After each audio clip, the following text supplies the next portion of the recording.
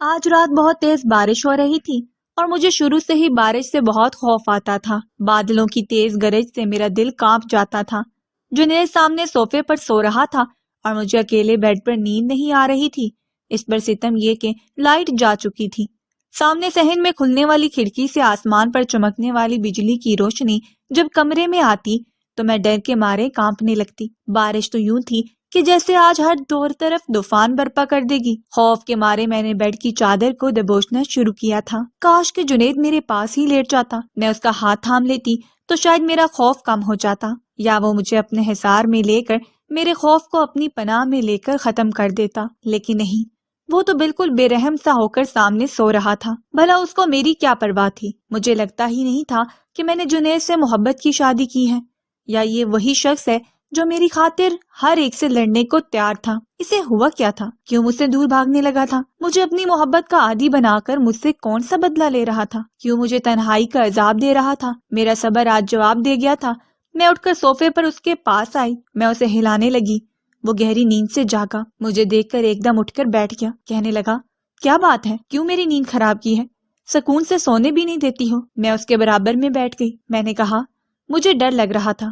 بجلی زور زور سے کڑک رہی تھی۔ میری بات سن کر وہ بیزاری سے دیکھنے لگا۔ تو میں کیا کروں؟ بارش کو روکنا تو میرے اختیار میں نہیں ہے۔ میں نے کہا، میرے پاس بیڈ پر تو لیٹ سکتے ہو۔ میری بات سن کر وہ کہنے لگا، لیٹ نہیں سکتا، اٹھو میرے پاس سے اور جا کر بیڈ پر سو جاؤ، ورنہ میں اس کمرے سے باہر ہی نکل جاؤں گا۔ میں نے کہا، تمہیں ہوا کیا ہے؟ کیوں مجھ سے دور بھاگتے ہو؟ مجھے اس وقت تمہاری ضرورت ہے، پلیز۔ میری بات سن کر کہنے لگا، مجھے تم بہت بری لگنے لگی ہو، کیونکہ تمہاری خاطر میرے ماں باپ مجھے چھوڑ کر چلے گئے ہیں، جیسے تم نے انہیں مجھ سے دور کر دیا۔ میں ان کے لیے ترس رہا ہوں، تم میرے لیے ترسو گی۔ میں نے کہا، اس میں میرا کیا قصور ہے؟ میں نہیں چاہتی تھی، تم اچھی طرح سے جانتے ہو میں تم سے کتنی محبت کرتی ہوں۔ وہ کہنے لگا، تمہاری محبت ہی تو لے ڈوبی ہے مجھے، تمہاری محبت نے مجھے میرے اپنوں سے دور کر دیا، تمہاری محبت نے مجھے برباد کر کے رکھ دیا، مجھے کہیں کا نہیں چھوڑا۔ وہ اس قدر غصے سے بولا کہ میں کام کر رہ گئی، پھر مجھے بازو سے پکڑ کر کھڑا کیا اور کہنے لگا، محبت کرتی ہو مجھ سے؟ ٹھیک ہے۔ یہ کہہ کر وہ مجھے کمرے سے باہر لے گیا، چھوٹے سے لاؤنج سے باہر نکل کر کھلے صحن میں لے گیا جہاں بارش ہو رہی تھی۔ یہ دیکھ کر میری جان نکل گئی تھی۔ میں نے کہا، یہ کیا کر رہے ہو تم؟ مجھے بارش سے ڈر لگتا ہے، مجھے باہر نہیں جانا۔ میں خوف سے چلا کر کہنے لگی، لیکن اس نے مجھے کھینچ کر دھکا دے دیا، کہنے لگا، محبت کرتی ہو نا مجھ سے؟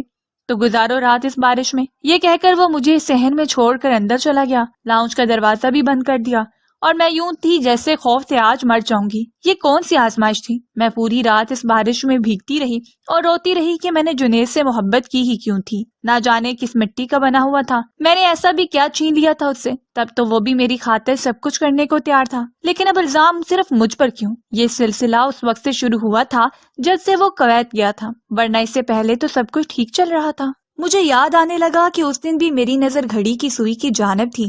رات کا 1 بج رہا تھا اور مجھے جنید کی ویڈیو کال کا انتظار تھا، جو رات کے 1 بجے مجھے ویڈیو کال کرتا تھا۔ وہ پردیس میں نوکری کرتا تھا، اس لیے شادی کے بس چند ماہ بعد ہی اسے مجبوراً کویت جانا پڑا، لیکن باقاعدگی سے وہ مجھے رات کو کال پر بات کرتا۔ ہم پورا 1 گھنٹہ ایک دوسرے سے جی بھر کر باتیں کرتے تھے، کیونکہ میں جانتی تھی کہ میرے شوہر نے 1 سال سے پہلے واپس نہیں آنا۔ لیکن آج تو میرے انتظار کی گھڑیاں طویل ہونے لگی تھیں، کافی دیر ہو چکی تھی، لیکن اس کی کوئی کال نہیں آئی۔ کئی بار میں نے اسے کال کی، لیکن دوسری تیسری بیل پر وہ کال کاٹ دیتا تھا۔ میں نے اسے ایک میسج بھیجا کہ پلیز مجھے کال کرو، مجھے پریشان مت کرو، لیکن شاید وہ مجھ سے ناراض تھا کیونکہ میں نے اس کی فرمائش پوری نہیں کی تھی۔ 1 دن پہلے ہی اس نے مجھ سے ایک بے باک سی فرمائش کی تھی، جس پر میں نے اسے انکار کر دیا۔ وہ کہنے لگا کہ اگر تم نے میری بات نہیں مانی تو میں فون بند کر دوں گا اور آئندہ تمہیں کال بھی نہیں کروں گا۔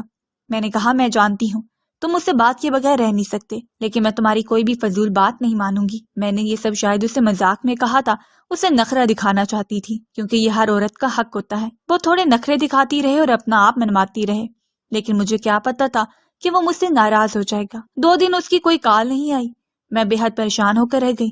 بار بار اسے میسج کر چکی تھی، معافی بھی میسجز پر مانگ چکی تھی، لیکن وہ تھا کہ فون کرنے کو تیار ہی نہ تھا۔ 2 دن بعد اس کا میسج آیا کہ میں 2 دن سے بخار میں پڑا تھا، اس لیے تمہیں کال نہیں کر سکا۔ یہ سن کر میں اور بھی زیادہ پریشان ہو گئی۔ میں نے کہا، تمہیں کیا ہوا ہے؟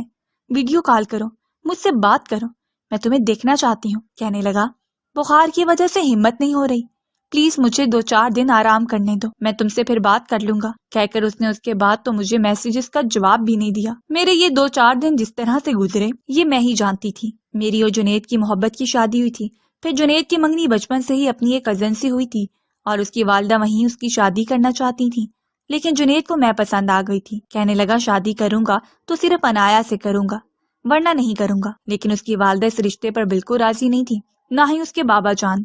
جنید مجھ سے کہنے لگا کہ وہ میرا رشتہ اکیلے ہی میرے گھر لانا چاہتا ہے کیونکہ اس کے گھر والے شادی پر بالکل بھی راضی نہیں ہیں۔ جس فیملی میں میں تعلق رکھتی تھی وہاں پر کسی قسم کی روک ٹوک نہیں تھی، ہمیں اتنا اختیار دیا گیا تھا کہ اگر ہمیں کوئی پسند ہے تو وہ رشتہ لا کر شادی کر سکتا ہے۔ میں نے اپنی والدہ کو جب یہ بتایا کہ جنید کے گھر والے اس بات پر راضی ہی نہیں ہیں تو میری والدہ نے مجھ سے کہا کہ جب اس کے گھر والے اس بات پر راضی نہیں ہیں تو پھر وہ کیسے تمہیں شادی کے بعد وہاں رکھ سکتا ہے۔ میں نے کہا ماما وہ اچھی نوکری کرتا ہے، اس کے پاس اپنا ذاتی فلیٹ بھی ہے، وہ مجھے الگ رکھنا چاہتا ہے۔ کچھ تردد کے بعد میری والدہ اس رشتے کے لیے مان گئی۔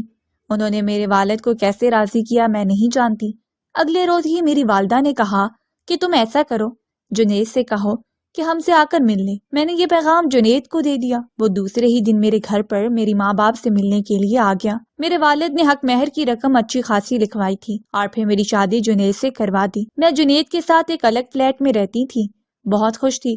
جنید مجھ سے بہت محبت کرتا تھا۔ ان دنوں میں اپنی محبت سے جی بھر کر لطف اندوز ہو رہی تھی۔ میں جنید کو ذرا بھی نظر نہیں آتی تو مجھے آوازیں دینے لگتا، کہتا انایا تم ہر وقت میری نظروں کے سامنے رہا کرو۔ پھر جنید نے مجھے ایک ایسی خبر سنائی کہ میں چکرا کے رہ گئی۔ کہنے لگا کہ میرے والدین میرے بڑے بھائی کے پاس سعودی عرب چلے گئے ہیں، مجھ سے ناراض تھے اس لیے شہر چھوڑ کر جا چکے ہیں۔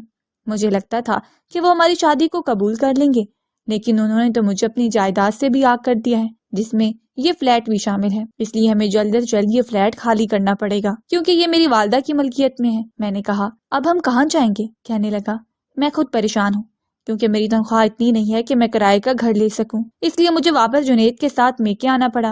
لیکن چند دن بعد میری والدہ کہنے لگی کہ ایسی شادیاں دیر پا نہیں چلتی، تمہیں سوچ سمجھ کر فیصلہ کرنا چاہیے تھا۔ اب کیا ہم تمہارے شوہر کو بھی پالیں گے؟ انایا ہم تمہیں میکے میں بٹھا کر نہیں رکھ سکتے، لوگ طرح طرح کی باتیں کریں گے، بھلا ہم کس کس کو جواب دیں گے؟ تمہاری چھوٹی بہنیں بھی ہیں، ہمیں ان کے بارے میں بھی سوچنا ہے۔ اپنی ذمہ داری تم اپنے شوہر پر ڈال دو تو بہتر ہے۔ یہ بات جب میں نے شوہر سے کہی تو وہ کہنے لگا کہ ٹھیک ہے میں ایسا کرتا ہوں، کوئی کرائے کا گھر لے لیتا ہوں، لیکن میری تنخواہ پر پھر تمہیں گزارا کرنا پڑے گا۔ زندگی تو میں نے بھی اپنے گھر میں اچھی ہی گزاری تھی، لیکن پھر جنید کے ساتھ اس ایک کمرے کے چھوٹے سے گھر میں رہنے لگی۔ ایک بار جنید مجھ سے کہنے لگا کہ وہ پاکستان میں رہتے ہوئے کبھی بھی اپنا گھر نہیں بنا سکتا، اس لیے اگر وہ باہر جاب کے لیے اپلائی کر دے تو ممکن ہے کہ ایک چھوٹا سا 2 کمرے کا فلیٹ لے سکے۔ میں بھی اس بات پر راضی ہو گئی۔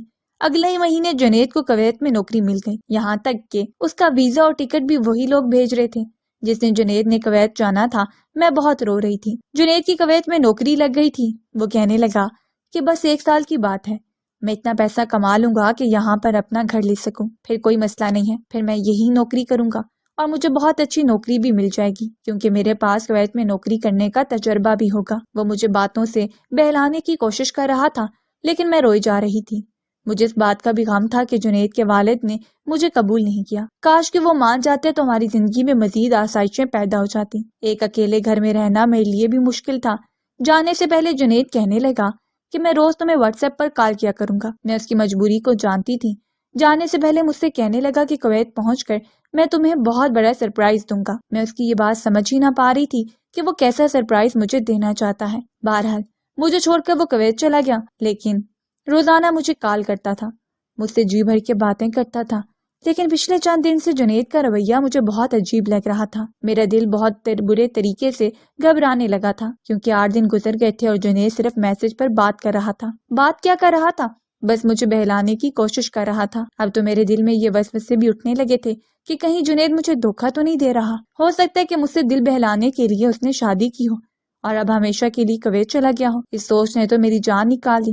لیکن کچھ ہی دن بعد ہی جنید کی ویڈیو کال بھی آ گئی۔ شیو بڑی ہوئی تھی، چہرہ اترا ہوا تھا، اسے دیکھ کر لگ رہا تھا جیسے وہ واقعی میں بیمار ہے۔ مجھے دیکھ کر کہنے لگا کہ موسم تبدیل ہو رہا ہے اس لیے کافی دن سے بخار چڑھا ہوا ہے، آج بھی ہمت نہیں ہو رہی تھی، لیکن تمہیں اس لیے کال کی تاکہ تم پریشان نہ ہو۔ میرے دل میں آنے والے خدشے کو اس نے فوراً سے دور کیا۔ یہ سن کر میرا دل مطمئن ہو گیا۔ کچھ دن تک جنید ویسے ہی بات کرتا رہا، پھر کہنے لگا کہ وہ بہت مصروف ہو گیا ہے، اسے اتنا وقت نہیں ملتا، اس لیے روز روز مجھ سے بات نہیں کر سکتا۔ پھر وہ مجھ سے کم بات کرنے لگا، لیکن میرے اکاؤنٹ میں پیسے باقاعدگی سے بھیجتا رہتا تھا تاکہ مجھے گھر کے اخراجات میں کوئی بھی تنگی نہ آئے۔ 1 سال گزرنے کے بعد وہ کہنے لگا کہ میں واپس آنا چاہتا ہوں، مجھے تم سے بہت ضروری بات کرنی ہے۔ میں تو یہ بات سن کر ہی بہت خوش ہو گئی کہ وہ پاکستان واپس آ جائے۔ میں نے اس بات کی طرف تو توجہ ہی نہیں دی کہ وہ مجھ سے کیا ضروری بات کہنا چاہتا ہے۔ جانے سے پہلے بھی اس نے ایک سرپرائز کا ذکر مجھ سے کیا تھا، لیکن میں اس بات کو بھی بالکل بھول چکی تھی۔ مجھے جنید کے آنے کی اس قدر خوشی تھی کہ بیان سے باہر تھی۔ جس دن اس نے آنا تھا میں اسے لینے ایئرپورٹ چلی گئی۔ میں نے اپنا سب سے قیمتی ڈریس پہن رکھا تھا۔ لوگ مڑ مڑ کر میری طرف دیکھ رہے تھے۔ جیسے ہی وہ ایئرپورٹ سے باہر آیا میں بے اختیار اس کے گلے لگ گئی اور رونے لگی، لیکن اس نے فوراً مجھے خود سے جدا کیا اور کہنے لگا، انایا یہ کیا بے شرمی ہے، سب لوگ دیکھ رہے ہیں۔ مجھے جنید کا یہ رویہ بہت عجیب لگا۔ اسے یہ نظر نہیں آ رہا تھا کہ 1 سال میں نے اس کے بغیر کیسے گزارا ہے۔ اسے لوگوں کی پرواہ تھی، میری نہیں۔ میں نے اپنے آنسو صاف کیے۔ جیسے ہی میں اپنے گھر پر آئی تو جنید وہاں بھی چپ چپ سا تھا۔ میں نے کہا، اب کیا ہوا ہے تمہیں؟ کہنے لگا، کچھ نہیں، بس بھوک لگ رہی ہے۔ میں نے اس کی پسند کی بہت ساری ڈشیں بنائی تھی، لیکن اس نے کھانا اس رغبت سے نہیں کھایا جیسے کہ وہ کھاتا تھا۔ کھانے کے دوران بھی نہ جانے کدھر کھویا ہوا تھا۔ میں نے کہا، کیا بات ہے، تم مجھ سے ٹھیک سے بات نہیں کر رہے ہو؟ وہ کہنے لگا، تم جانتی ہو میں واپس کیوں آ گیا؟ میں نے کہا، کیوں؟ وہ کہنے لگا، مجھے کویت کی نوکری سے نکال دیا گیا ہے اور میں کوئی پیسہ جمع نہیں کر سکا۔ میں اس کی اداسی کی وجہ سمجھ گئی۔ میں نے کہا، تم پریشان مت ہو، تمہارے بھیجے کے سارے پیسے میں نے سنبھال کے رکھے ہیں، کوئی فضول خرچی نہیں کی۔ پھر میرے والدین مجھے میرا حصہ بھی دیں گے تو میں ایک چھوٹا سا گھر خرید سکتی ہوں۔ مجھے لگا یہ سن کر وہ خوش ہو جائے گا، لیکن وہ ابھی بھی چپ چپ سا تھا۔ پھر ایسا ہی ہوتا رہنے لگا، وہ مجھ سے دور دور رہنے لگا۔ میں نے اپنے والدین سے اپنے حصے کا تقاضا کر دیا۔ میرے والد کی کچھ جائیدادیں تھیں جن میں سے انہوں نے مجھے اتنے پیسے دے دیے کہ میں نے ایک چھوٹا سا گھر خرید لیا۔ میں سمجھ رہی تھی کہ شاید جنید اب خوشباز زندگی میرے ساتھ گزارے گا، لیکن وہ جب سے آیا تھا مجھ سے کترا رہا تھا، میرے قریب بھی نہیں آیا تھا۔ مجھے لگ رہا تھا کہ شاید بات کچھ اور ہے، وہ مجھ سے کچھ چھپانے کی کوشش کر رہا ہے، شاید اسے اپنے والدین کی ناراضگی کا احساس ہے۔ پھر یہ بات صحیح نکلی۔ ایک بار جب میں حمزہ کے قریب آنے لگی تو اس نے مجھے دور جھٹک دیا، کہنے لگا، پیچھے رہو، مجھ سے تمہاری وجہ سے میرے ماں باپ مجھ سے چھن گئے، مجھے تم سے کی گئی محبت پر افسوس ہو رہا ہے، مجھے اپنی ماں کا احساس ہوا ہے، تمہاری وجہ سے میں چھوٹے سے گھر میں رہنے پر مجبور ہوں، میری کروڑوں کی جائیداد میرے والد نے مجھ سے صرف تمہاری وجہ سے نہیں دی، بیرون ملک بھی میں دھکے کھا کر دیکھ لیا۔ پیسہ کمانا کوئی آسان کام نہیں ہے، تمہاری وجہ سے میں بہت بڑی مشکلات میں پھنس کے رہ گیا ہوں۔ مجھے سمجھ نہیں آ رہا تھا کہ وہ مجھ سے اس طرح کیسے بات کر سکتا ہے، اس میں میرا تو کوئی قصور نہیں تھا۔ اسے چاہیے تھا کہ اپنے ماں باپ کو راضی کرتا یا پھر مجھ سے دوستی کی ابتدا ہی نہ کرتا۔ میں نے بھی تو اپنے ماں باپ کو راضی کیا تھا اور نکاح کر کے اپنے والدین کی مرضی سے اس کے گھر پر رہ رہی تھی۔ میں نے کہا کہ ٹھیک ہے، تو مجھے سعودی عرب لے جاؤ، میں تمہارے ماں باپ کے پاؤں میں پڑ جاؤں گی، ان کی منت سماجت کر کے انہیں راضی کرنے کی کوشش کروں گی، انہیں منا بھی لوں گی، لیکن تم مجھ سے ایسا رویہ اختیار نہ کرو۔ میں جنید کی بے رخی برداشت ہی نہیں کر سکتی تھی کیونکہ میں نے اسے بے حد محبت کی تھی۔ کہنے لگا، جب تک میرے ماں باپ مجھ سے راضی نہیں ہو جاتے میں تم سے اپنا رویہ نہیں بدل سکتا۔ میں بہت ذہنی پریشانی میں مبتلا ہو چکا ہوں، خدا کے لیے مجھ سے پیچھے رہا کرو۔ اس کے لہجے سے میں پوری طرح ہرٹ ہو گئی تھی۔ اب وہ میرا پہلے کی طرح خیال نہیں رکھتا تھا، اسے میری پرواہ بھی نہیں تھی۔ بس صبح اٹھتے اپنے آفس کے لیے چلا جاتا، شام کو واپس آتا تو کھانا کھا کر پھر باہر دوستوں میں چلا جاتا، رات کو 1 بجے کبھی 2 بجے گھر آتا، تکیہ اٹھا کر صوفے پر لیٹ جاتا۔ جب سے وہ کویت سے واپس آیا تھا اس کا ایسا ہی رویہ تھا۔ میں نے سوچا کہ جنید سے کہتی ہوں کہ مجھے اپنے والدین کا فون نمبر دے، میں ان سے بات کر کے دیکھتی ہوں، لیکن وہ فون نمبر دینے کے لیے بھی تیار نہ تھا۔ ایک رات تیز بارش ہوئی تو جنید نے مجھے صحن میں کھڑا کر دیا، مجھے میری محبت کی سزا دینے لگا۔ میں بارش میں خوفزدہ کھڑی رہی، لیکن نہ جانے کب میں خوف کے مارے بے ہوش ہو گئی۔ جب مجھے ہوش آیا تو وہ میرے پاس بیٹھا رو رہا تھا، مجھے ہوش میں دیکھ کر کہنے لگا، مجھے معاف کر دو، لیکن میں تم سے مزید نبھا نہیں سکتا، میں خود بہت بڑی مشکل میں پھنس چکا ہوں۔ میں نے کہا، کیا مطلب ہے؟ وہ کہنے لگا کہ جنید مر چکا ہے نایا۔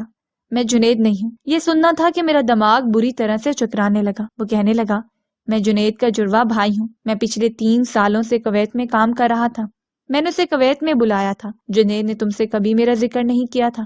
یہ بات اس نے مجھے کویت میں آ کر بتائی تھی، کہتا تھا کہ اسے کیسی سرپرائز دوں گا، جب ہم دونوں کو دیکھے گی تو وہ چکرا جائے گی، لیکن ایسا موقع ہی نہیں ملا۔ بلڈنگ پر بھاری کام چل رہا تھا، ہیوی کرین کام کر رہی تھی کہ اچانک ایک کرین الٹ گئی. کافی سارے لوگ اس کی زد میں آ گئے. ڈاکٹر نے بھرپور کوشش کی مگر اس کا وقت پورا ہو چکا تھا. میں آخری وقت تک اس کے پاس کھڑا رہا. جب وہ آخری سانسیں لے رہا تھا اس وقت بھی اسے تمہارا خیال تھا.